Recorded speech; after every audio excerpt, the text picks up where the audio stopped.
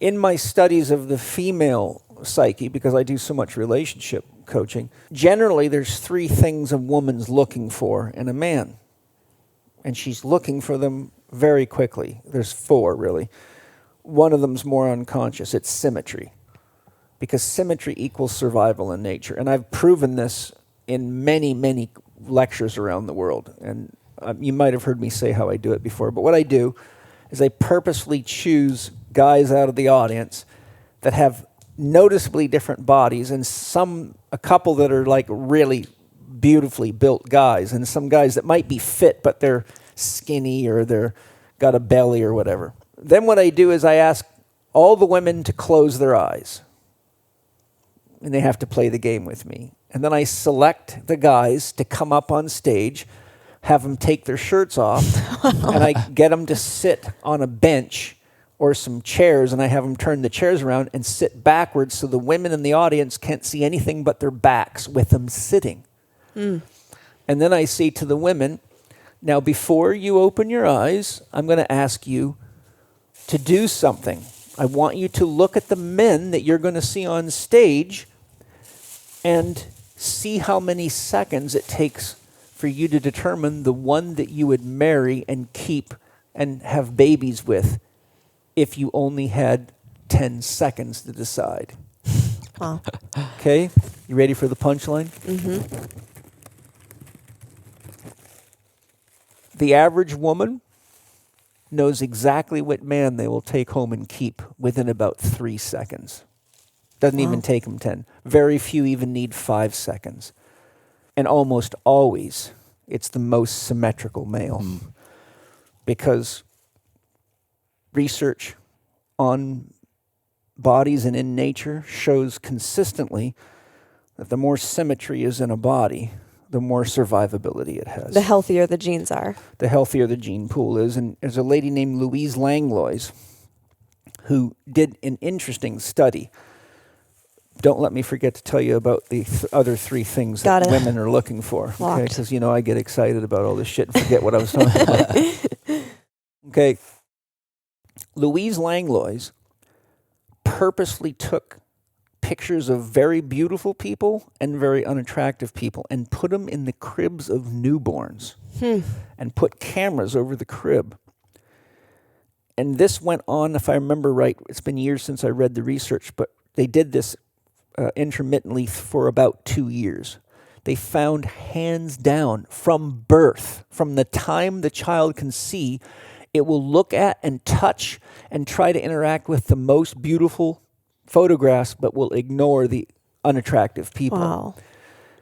And then what she did is she took a very unattractive, looked like a Scottish woman to me, and she used computer software to crossbreed her, and they found that on average with 35 crossbreedings you reach peak beauty.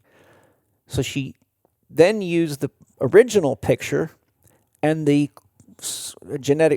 computer modified crossbreeding of the same woman with 35 other men, so the 35th offspring. So what would she look like if she had sex with 35 different men, right? And interface those genes together. Expose the babies to the 2 pictures, and they always went for the beautiful version of her and didn't even want to interact with the homely version.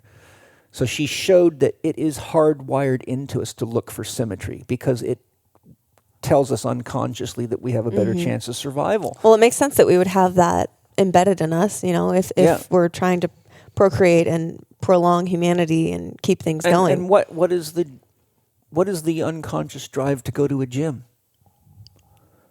Be beautiful, be attractive. And to make your body more symmetrical, right? If you got a fat ass, you want to trim it. If you got no ass, you want to build one up. Yeah. If you got no boobs, you want to put muscles underneath them so what you got sticks out. The unconscious drive to be in a gym is to create symmetry because at the unconscious level, the more symmetrical you are, the more survivability you have. Okay, the other 3 things. Not that you'll ever be single, but this is fun. Watch this after I tell you this. Start watching. Talk to women.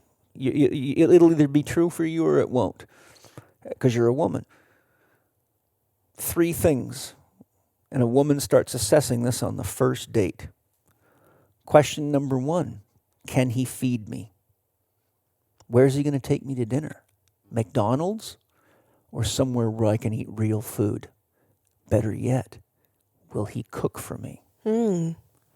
He cooks for me. If he cooks for you, then you know he's beyond just money. 2, does he have a sense of humor? Because if he doesn't have a sense of humor, life with him is going to be the shits. That's so huge. Can he make me laugh? Laughter is orgasm. Yep. Can he feed me? Can he make me laugh? What's number 3, hon? Can he give me amazing orgasms? You got it. Is he a good piece of ass? Does he You get it check on? all the boxes, babe. Does he get it on in the sack? Is he creative? Is he playful? Yeah. Is he inventive, or is it the missionary position till I'm dead? Right? So at the unconscious level, every woman is analyzing every man. Can he feed me? Can he make me laugh? And can he give me an orgasm? Yeah, I would say that's true. And is he symmetrical? Yeah. Right? So what you see is these drives are inherent in us. And so for the men, what's the answer? Get yourself in shape. Stay healthy. Learn how to cook or learn how to make enough money to provide good food. Have a sense of humor. Don't be a deadhead. Or your wife will be fucking somebody that isn't. And be spontaneous, be playful. Stop reading books about sex and pay attention to what her body's telling you. Listen, smell, touch, taste, feel. She'll always guide you. She doesn't have to say a word. Her body will tell you. She's either getting wet or she's not.